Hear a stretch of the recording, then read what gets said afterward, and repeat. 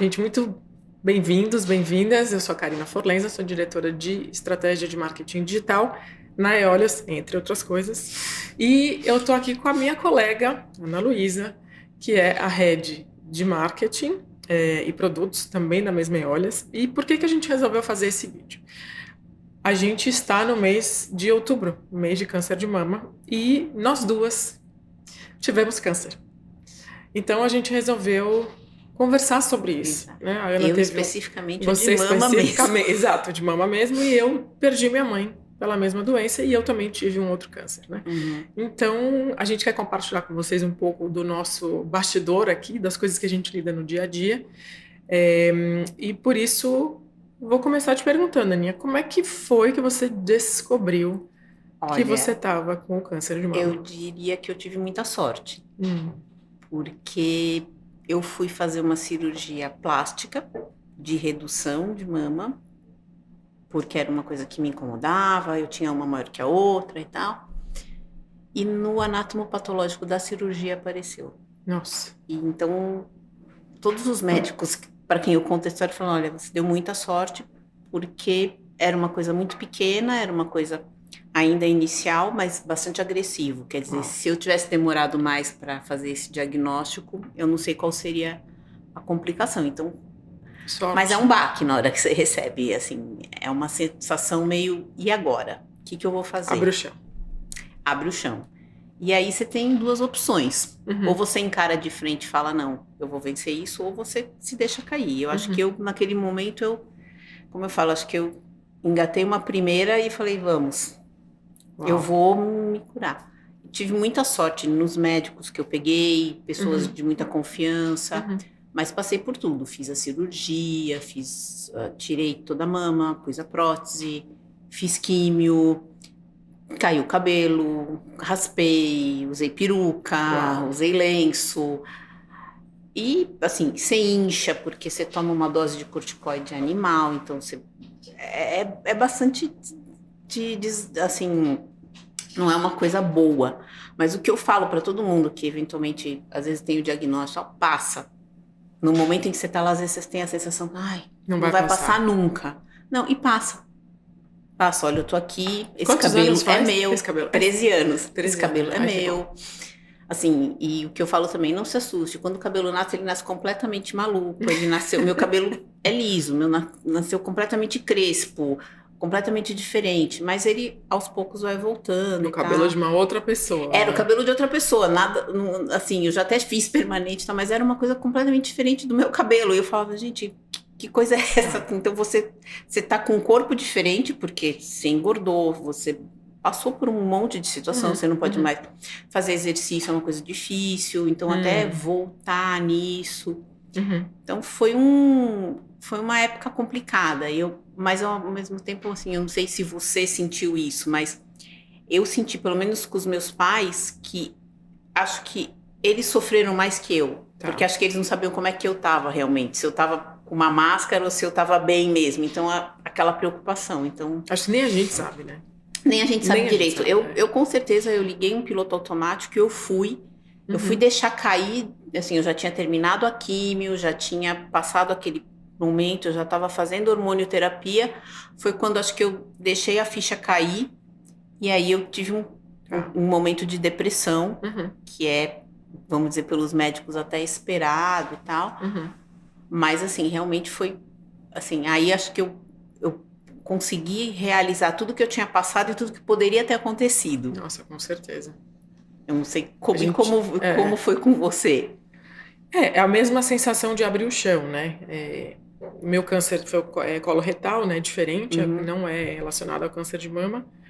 Mas eu acho que a sensação de ligar uma primeira e ir embora, né? Ela é muito parecida. E o chão abrindo, assim, tipo, nossa, eu lembro do momento. Eu lembro do momento. Eu lembro que a minha filha tinha saído para. Eu tinha deixado ela na escola para ela sair Uhum. junto com a turminha dela pro acampamento, né? Então já tinha aquela tensão dela entrar no ônibus, não Sim. sei o quê. E eu tava almoçando com meu filho em casa, Uhum. né? E nisso tocou o telefone da minha casa. Coisa que não Não toca, né? toca. Tipo, e era o médico. Eu tinha ido fazer uma coisa também de acompanhamento, assim, muito tranquilo, achei que não ia dar em nada. E na hora que ele falou, você tem que vir aqui agora, eu falei, o que você não quer me contar? Ele falou, só conta quando você chegar. Eu falei, você já me contou. Porque uma pessoa que fala, você tem que vir pra cá agora, né? Foi exatamente o que aconteceu comigo Não também. é? E aí a gente fala assim, meu Deus, e agora?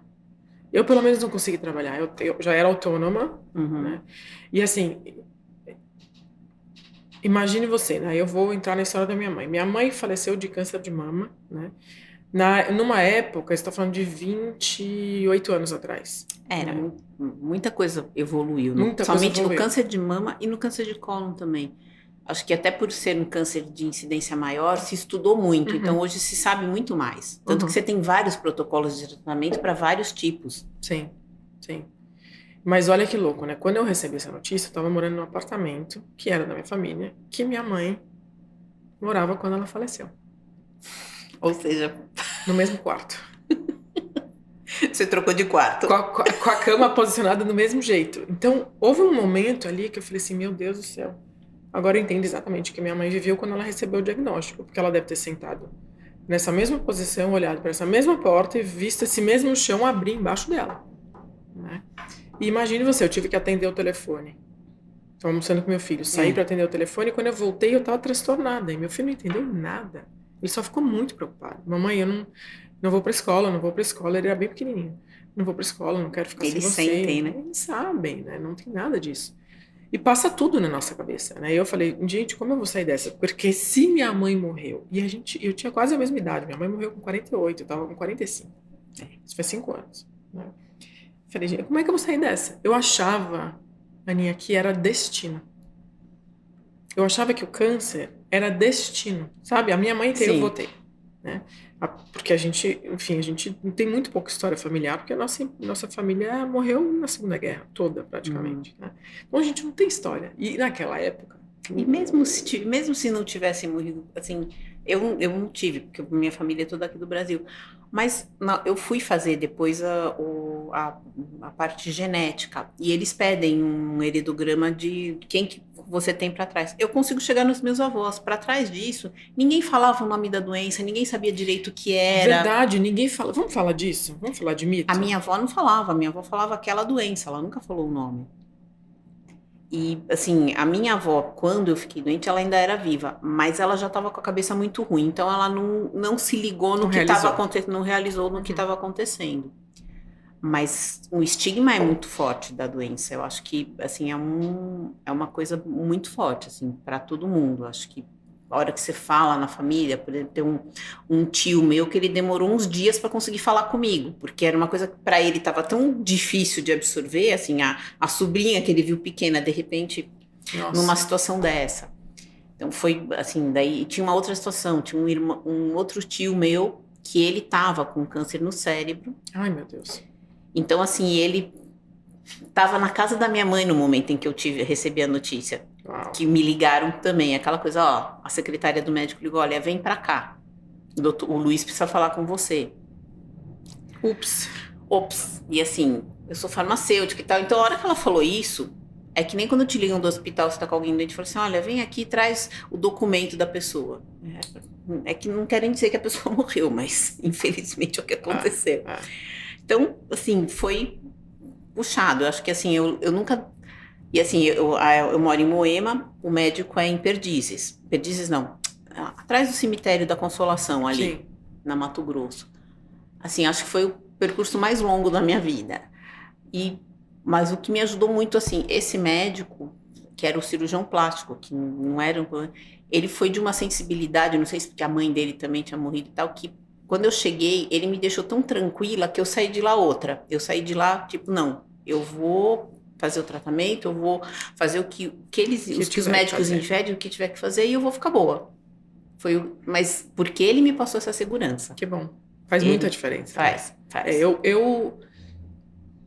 A minha mãe, ela fez... Olha que coincidência, né? O meu ex-marido, pai dos meus filhos, a mãe teve o mesmo... A mãe dele teve o mesmo câncer que a minha mãe, na mesma época, e foi tratar com o mesmo médico.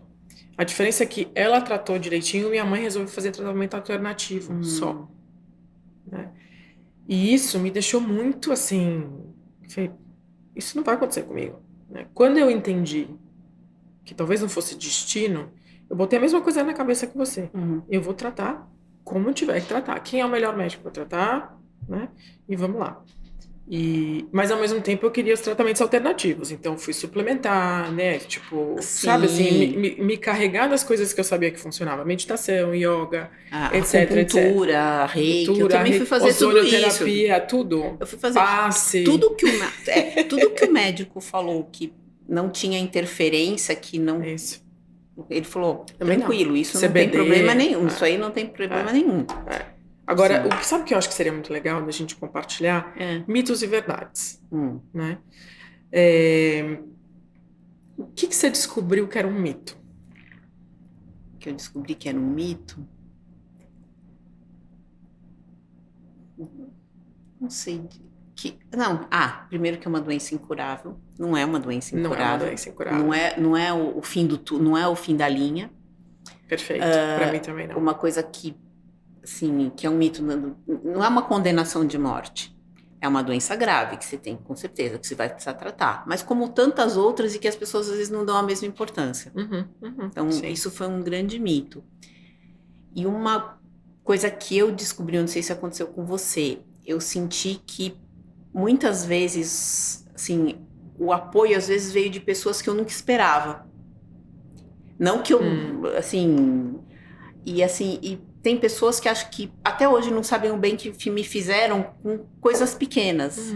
Por exemplo, uma amiga de uma amiga que me conhecia assim muito, vamos dizer, passando de superficial. Quando ficou sabendo, ela tinha tido há pouco tempo. E ela perguntou para essa minha amiga, posso falar com ela? E a conversa com ela foi muito boa, porque ela me passou muito do que eu ia passar. E do tipo, não, você vai passar por isso, mas passa, você vai fazer... E quando você conhece, o desconhecido é muito pior, né? Quando você sabe pelo que você vai passar, mesmo seja uma coisa ruim, você sabe que aquilo tá rodando e que aquilo vai passar com o tempo. Então, eu acho que isso foi muito bom. Então, acho que eu tive muito apoio, com certeza. E uma coisa que eu aprendi com isso, com a doença, acho que ficou muito claro, que você tem que se valorizar primeiro. Porque nessa hora, não é o trabalho, não é as horas que você fez a mais uma coisa, não é. É a tua família, é os teus amigos. É isso que vai te dar suporte e apoio. Então é para eles que você tem que... Então assim, tem horas que você tem que dar um basta. Você tem que ligar o botãozinho F de vez em quando, sem vergonha. Aprendi a dizer não, sem ficar com medo, sem ficar... não é medo, vamos dizer... Pudor, né? Sem ficar... Cheio de dedos. Cheio de dedos e tal. Não, dá para fazer isso para amanhã? Não dá, para amanhã não dá. Ponto. Você acha que foi isso que mais você mudou? Eu acho que acho que o que mais eu mudei foi isso, é aprender a dizer não sem culpa. Exatamente, sem isso. Culpa. Aprender a dizer não sem culpa. Porque eu trabalhava numa empresa e eu continuei trabalhando. E quando eu comecei a fazer a quimio, eu ainda perguntei para o médico, ele falou, olha, você não tem nenhuma restrição, você não trabalha na rua, você não trabalha dentro de um hospital e tal. Era relativamente perto da minha casa, e ele falou, não tem problema, você pode trabalhar desde que você esteja se sentindo bem. E eu continuei trabalhando e eu, pra ser bem sincera, eu faltei 4 dias, os 4 dias da sessão de quimioterapia que eu fiz. Que era a cada 21 dias, 4 sessões. E óbvio que eu não estava tudo bem, então tinha dias que eu tinha que sair mais cedo, tinha dias que eu chegava mais cedo, porque você não fica bem. A quimioterapia, por melhor que você passe por ela te deixa extremamente cansada, ela dá uma destruída com você, né? E aí e passou, terminei e tal, todo mundo sabia. Assim, eu nunca fiz alarde, mas meus chefes sabiam, meus pais sabiam e tal. Passou 6 meses que eu terminei, eu fui demitida porque o meu desempenho estava aquém do esperado. Ai, fala sério. Então assim, eu acho que estava tão ruim, por que a empresa não se preocupou em me afastar? Então, vai, se afasta, fica em casa, porque realmente Então, assim, aí eu falei, não, eu deveria ter falado não, eu não deveria ter ficado dias que eu tava ruim ainda, ficar até 7, 8 horas da noite no escritório para terminar as coisas que se tivesse feito no dia seguinte não ia fazer a menor diferença, mas é aquele sentido de urgência Sempre, né? meio distorcido, Uhum. que acho que tem coisas que são urgentes, sem sombra de dúvida, e eu nunca me neguei a isso, mas eu acho que tem muitas vezes que a urgência foi desmedida e foi totalmente sem base, sem né? motivo nenhum. Uhum. Exatamente. É. Mas eu acho que o dizer não sem culpa foi a coisa que eu melhor aprendi. Eu coincido. A duras penas, mas a gente aprende. E é um processo, né? Sim, É sim. um processo. Para mim aconteceu uma coisa muito interessante que é assim, eu parei de trabalhar, eu não conseguia atender, porque a minha químio foi internada. Uhum. Foram 2 blocos de 5 dias, 24 horas Ah, tá. de químio direto, né? Então eu tive que colocar um pique, o né? pique. Que ele jogava direto na veia cava. Isso daí foi uma das piores coisas da vida, foi colocar esse pique, né? Que o cara não achava a minha veia. E assim, aí eu falei, não, pera um pouco. E não tinha ninguém comigo nessa hora, no quarto. E aí eu falei, deixa eu pôr uma meditação. Aí eu fui fazer a meditação, bem na hora que a mulher foi pôr a agulha, o cara da meditação falou assim, agora eu vou deixar você sozinha. Você falou, agora pronto. Eu falei, puta, não é possível. É porque era pra você passar por isso Ai, sozinha. gente, 20 minutos eu ali, né? Cheguei pra enfermeira e falei assim, posso segurar sua mão? Ela falou, pode. Meu, cheia de luva, né, coitada. Mas, gente, muito boa, né? O pessoal que trabalha com câncer olha, uma outra coisa assim, pessoas que eu passei a admirar demais, os enfermeiros da sala de quimioterapia. Gente, eles são de uma sensibilidade, uma delicadeza, eles lidam com isso muito, assim, acho que eles devem fazer terapia, tá? Porque realmente eles lidam com aquilo muito bem. Nossa, eu também. Essa é uma outra coisa, assim, que ficou muito claro pra mim. O tratamento, ele tem muito a ver com o médico, óbvio, né? O médico faz o direcionamento. Mas a equipe toda multidisciplinar, assim... É incrível, né? É incrível. Assim, as pessoas que trabalham os enfermeiros, assim... Olha, eu tenho veia difícil de pegar e tal, eu não fiz pique, ele conseguia pegar na minha mão, coisa que é raríssimo, e eu fiz as 4 sessões, eu não precisei, porque o médico falou, se começar a estourar e tal, a gente vai fazer o pique e tal.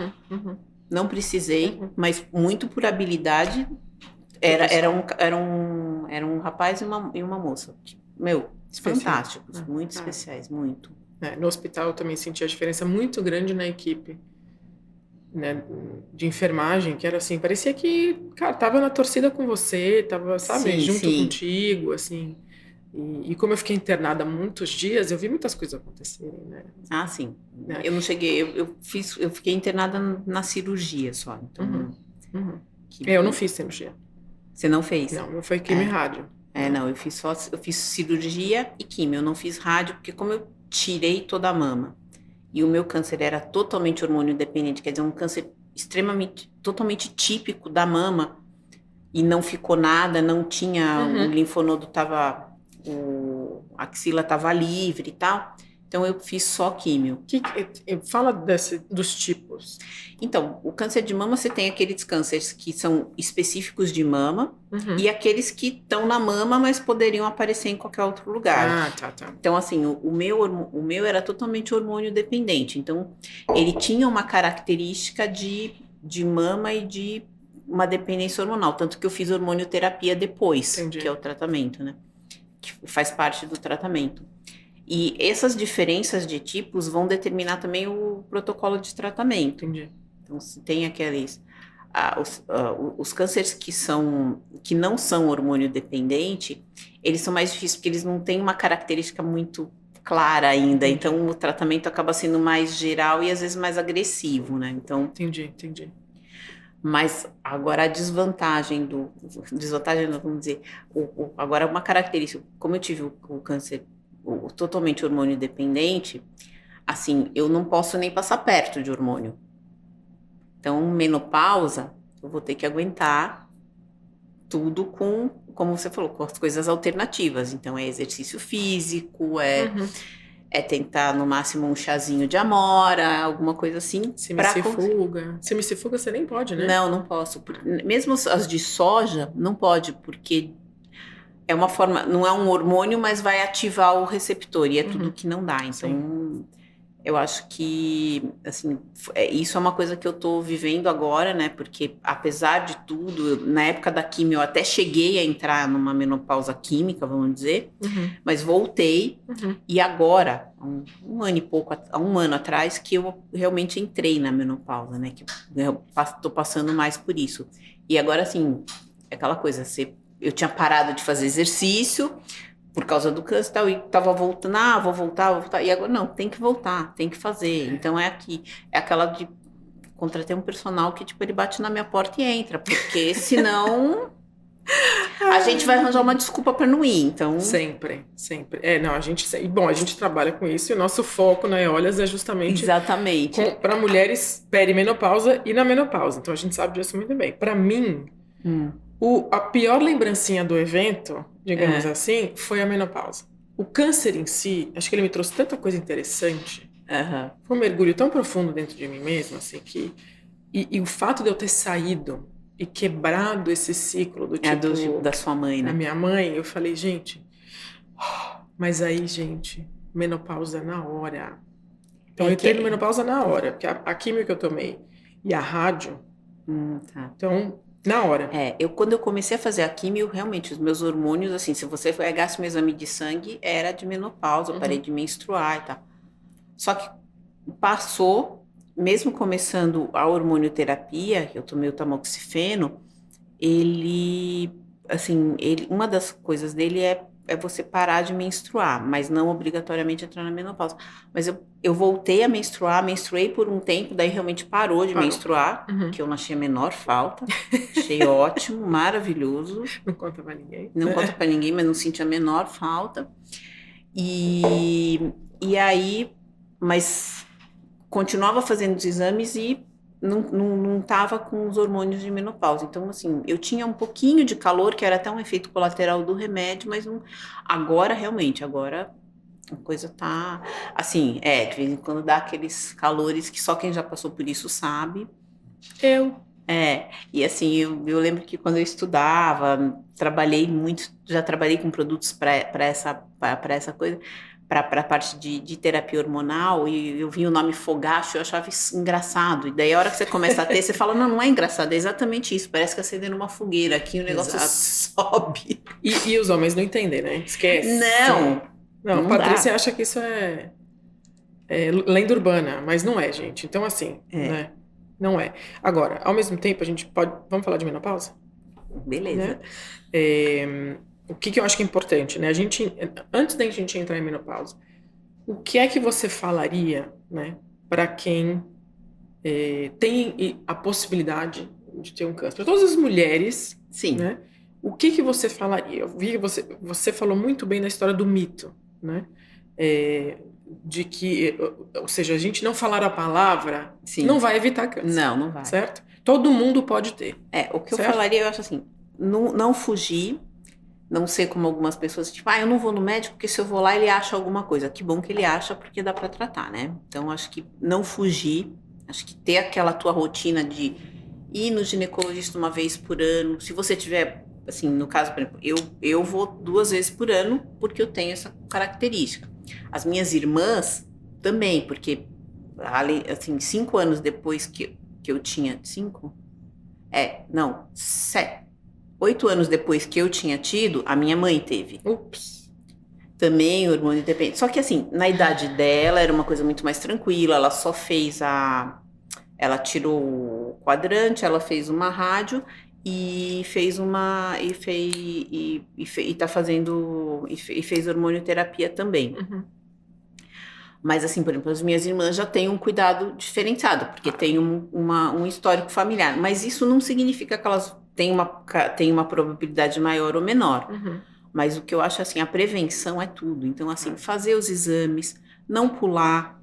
Eu acho que a pandemia prejudicou muito isso. Muita gente largou mão, muita gente deixou para trás. Então, acho que isso não dá, tem que fazer.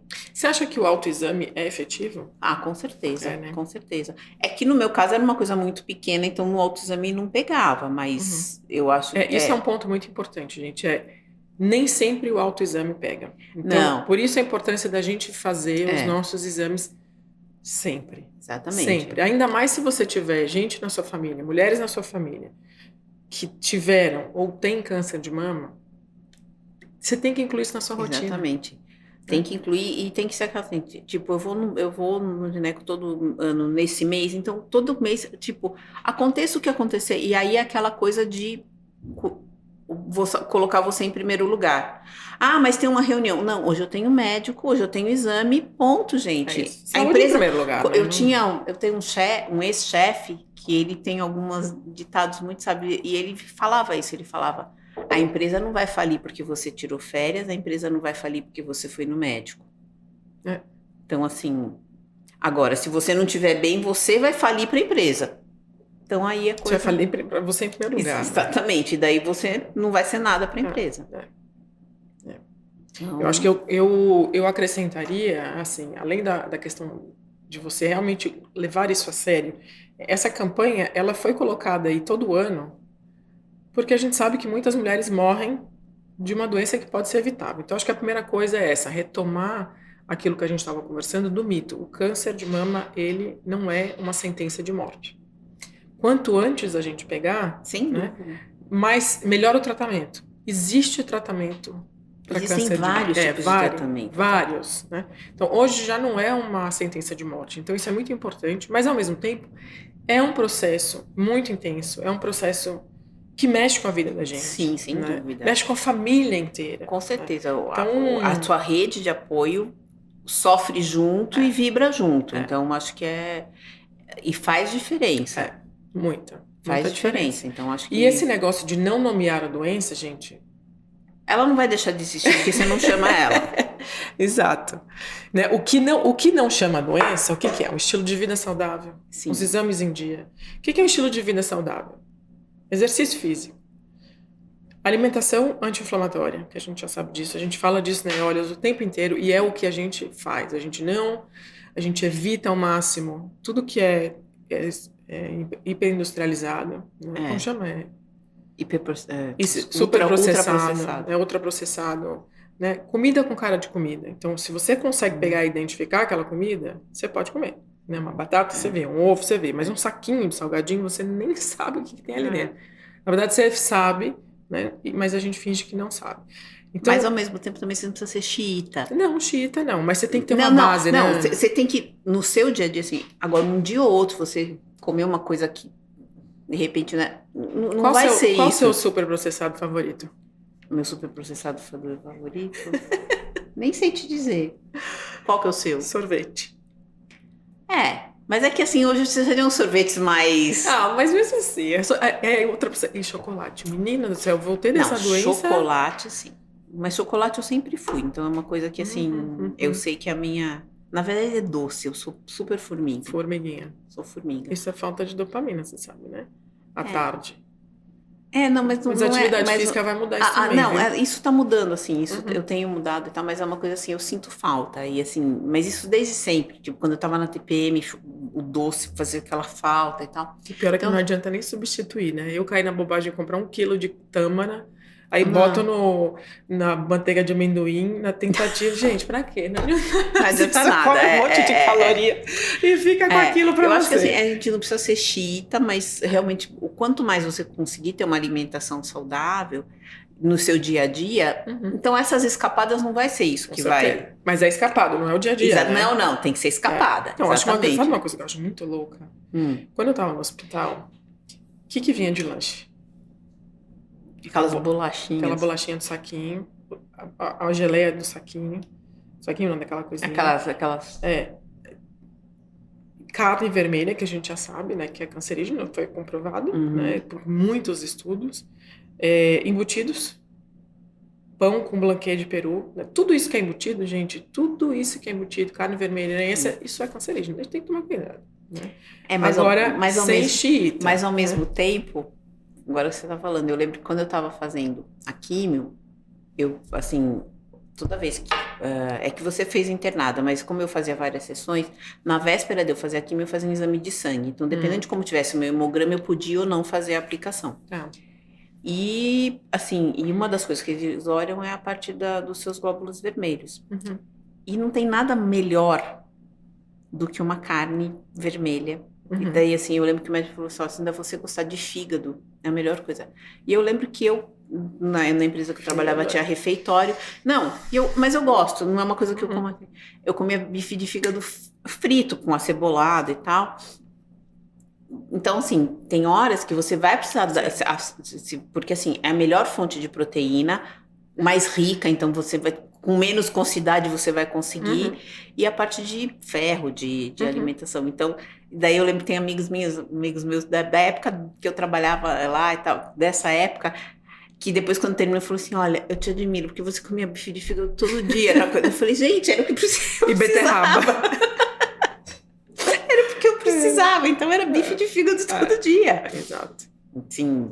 A gente faz o que tem que fazer, né? Faz o que tem que fazer. E eu lembro muito do médico me falar, porque quando você está fazendo a químio, não sei se você tinha isso, teu paladar muda completamente. Você fica Não tenho paladar, não você queria fica comer. com um gosto horroroso.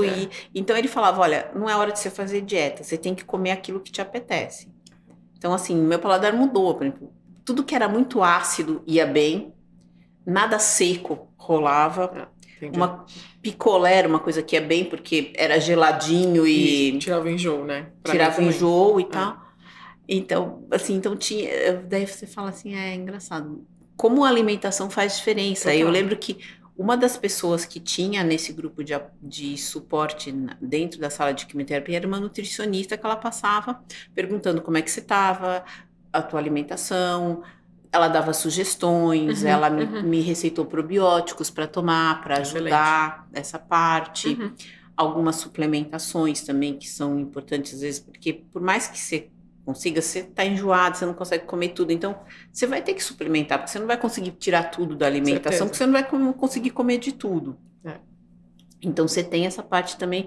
A suplementação, ela é muito importante. Óbvio que ela precisa ser orientada, um nutricionista, um nutrólogo ou o próprio médico, mas ela muitas vezes é necessária, porque você não vai conseguir suprir tudo. Nossa, eu falo assim, o câncer me deixou um legado que é assim, de autocuidado em primeiro lugar. Sim, né? Demorei para entender, tá? Não foi assim do tipo, tive uma epifania. Não, epifania acho difícil. Né? Não tem. Porque tem gente que fala, eu tive uma doença grave e aí você vê que a vida muda. Muda, mas não mudou de uma hora para outra. Não, entendeu? Você tem aquele período da doença que você vai mudando. E daí, num determinado momento, acho que a epifania é assim, a hora que você percebe que você mudou. Mas você não mudou ali. Muito bom ponto, não. Você vem mudando. Daí, de repente, você vai, poxa, é verdade. E eu acho que eu senti isso numa determinada situação, já estava, assim, já tinha passado e tal, e eu lembro que eu estava na minha mesa no escritório, chegou a minha chefe, na época, e ela, não, porque eu preciso fazer isso e tal, que era para mandar para a matriz, assim, a matriz aquela entidade, assim, né? Precisa mandar para a matriz e tal, né? Dá para você fazer para hoje? Isso eram 5 horas da tarde. Eu falei, não. Ela, como não? Eu falei, não. Eu não vou mandar um negócio para a matriz, porque é o meu nome que vai estar lá, sem eu parar para pensar. Agora, 5 horas da tarde, eu tô cansada, a chance de eu fazer alguma coisa errada é gigante. Não, eu vou para casa, eu vou dormir, eu vou descansar. Amanhã cedo eu chego e faço. Não vai fazer diferença. Fez muito bem. E aí, eu saí, entrei no carro e eu falei, gente... E eu não me senti culpada. Eu falei, uau, agora eu aprendi. Mas foi uma coisa que foi vindo. Ninguém tá dizendo pra vocês terem câncer pra parar pra começar a botar limite, tá? Mas pode ir aprendendo, eu acho que... aprende com a gente. E autocuidado também, pra mim fundamental. Sim. Já faz 5 anos que eu tive câncer. Agora eu só preciso acompanhar só pra... O meu faz 13 já. Isso é bom, né? É muito bom. Muito bom. Eu já até terminei a hormonioterapia, então agora... Ótimo. Mas eu continuo, a cada 6 meses eu tô no médico. Eu tô há algum ano agora, cada ano. O meu ainda é há 6 meses. Porque como eu tomei 10 anos de hormonioterapia, ele ainda... Essa é a consequência, né? Essa é a lembrancinha do evento. Ainda, daí o tamoxifeno, ele tem alguns efeitos, então precisa acompanhar. O que ficou pra você, assim, de pior, você acha? De pior? Eu acho que eu consegui superar, as coisas não ficaram. Eu acho assim, eu eu engordei muito e eu demorei para conseguir voltar, assim, voltar a emagrecer, porque a dose de corticoide era muito forte, era aqueles corticoides de deposição, então tem um inchaço também do negócio. E assim, e outra coisa do corticoide, além do inchaço, ele também, a sua resistência cai. Mas por tudo que eu tava passando, né? Não, a resistência física mesmo. Resistência física. Então, fazer exercício, fazer alguma coisa assim, não era uma coisa simples também. Não dá, né? No começo não dá. Eu fiquei um palito. Horrível. Você fica assim, eu inchei. Eu inchei bastante, mas entendi. Depois a gente vai voltando, né? Mas eu acho que mas a parte de... E demorou também pro paladar voltar ao normal, assim. Ainda foi um tempo, assim, pra... Sim. Pra mim foi a questão da menopausa. Ninguém tinha me avisado que isso ia acontecer. É que eu demorei pra entrar, tipo... Não, o meu foi imediato. Assim, não, o meu não. Papum. Falei, mas não é possível. É possível. E aí, já de cara, os fogachos, o ressecamento, dificuldade para dormir, né? Assim, a variação de humor, a depressão, né? Eu falei assim, gente, o câncer foi tudo bem, agora parece isso, né? Então, óbvio que com tudo que a gente estuda pra gente trabalhar na Eólias, né? A gente sabe que tem outras, as saídas, né? Elas existem. Você tem e caminhos alternativos. Subterfúgios que você pode usar. Então, e isso, nesse sentido, eu acho que eu, assim, consegui fazer uma virada. Então, é atividade física 4 vezes por semana, sendo 3 de musculação, né? Porque é a musculação que vai sustentar seu osso. Por causa da rádio, eu perdi muita massa óssea e a recuperação disso é muito lenta. Muito lenta. É só musculação e esporte de impacto. Agora eu comecei a correr. Eu detesto. Mas é aquela coisa, eu comecei a gostar do depois, que eu fico calma. Minha cabeça fica calma, né? Que é o runner's high, né? Que você fica, a vida é boa, tal. Mas a gente sabe também que os músculos mesmos, eles secretam coisas. Não é só que eles estimulam a produção de hormônios. Né? Então, isso é muito interessante. Suplementação, cálcio, não tenho nem o que falar. Né? Tudo que eu posso fazer de alimentação que seja gostosa, né? Boa, mas uma base sólida, né? Então, assim, eu hoje com 50 anos, eu falo, nossa, gente, eu acho que eu nunca tive tão saudável em toda a minha vida. Não, eu acho que a gente, às vezes, essas coisas te fazem enxergar e, de repente, você fala, nossa, eu tô melhor agora do que eu tava. Exato. Há um tempo. Eu acho que, assim, em resumo, né, pra gente fechar, eu acho que o que ficou pra mim de tudo isso? Máscara primeiro em mim. Sem dúvida. Mas para mim não era claro, né? O que eu lembro quando eu ia começar a quimio, eu fiz um retiro com a Márcia De Luca. Sabe quem é? Não conheço. A Márcia trouxe assim basicamente popularizou a questão da yoga no Brasil. Né? E aí é uma mestra, né? E ela fez um retiro é sobre perdão, né? E ela falava assim, Karina, você tá sempre colocando as pessoas na frente. Ela falou, você precisa se perdoar por alguma coisa que você acha que você fez de errado, que faz com que você sempre fique para trás. Ela falou, você trabalha com pessoas, você ajuda as pessoas. Antes eu tava só com consultório, então coaching. Eu tinha 8 atendimentos por dia, Ana, de coaching. Puxado. É muita coisa. Eu adorava, assim, adoro atender, né? Assim, além do que eu faço, né? Olha, você sabe, eu faço meu trabalho de mentoria à parte. Eu adoro, me energiza, mas é sempre o outro em primeiro lugar. Então, esse é um processo, porque não foi assim, ó, que eu aprendi. Não foi assim. Agora, não só falo o que eu penso, você já sabe muito bem que eu sou bocuda, não tenho nenhum problema para botar o elefante na mesa. Mas eu acho que isso também, a idade dá pra gente. A idade, com certeza. Mas essa sensação de finitude, né? Que você cai tua ficha, que você fala assim, gente, eu sou um ser humano e faz parte do meu processo de vida morrer. E a gente finge que isso não é com a gente. E aí, de repente, quando você tem uma doença grave, que você vê a morte ali na esquina, você fala, pá. Você vê ela fazendo assim nas suas costas. Exatamente. Oi. Viu? Deixa eu te falar, vai acontecer. Não agora, mas vai acontecer. Isso para mim me deu uma noção de vida muito mais clara, mas da minha própria vida. né? Ainda estou em processo, não é que eu taco F para tudo, Não. mas muitos Fs eu já aprendi a dar, né? Uhum. E me colocar em primeiro lugar nesse sentido, que se eu não estiver bem, Não adianta, você não vai conseguir. mas, cara, isso na prática é outra coisa. Eu acho que uma coisa que a doutora Bianca falou, quando você está num avião, o que eles falam? Caindo as máscaras, primeiro coloca em você para depois você colocar nos outros. Porque não adianta, se você não estiver respirando, você vai conseguir ajudar quem? Exatamente. Então, assim, é isso. Você tem que olhar por você. Eu acho que não é também ser egoísta e de jeito nenhum, mas é ter uma prioridade. É ter uma prioridade. Se autopriorizar, né? Se autopriorizar, exatamente. Bom, então, parabéns para nós que estamos vivas Exatamente. aqui, 5 anos, 13 anos depois para contar a história. Obrigada por topar essa entrevista, esse convite. Obrigada, também foi bom. E vamos é bom seguindo. Bater papo, É bom, né? E é bom lembrar essas coisas, porque às vezes você... O que você deixaria de recado para as nossas... O que eu deixaria?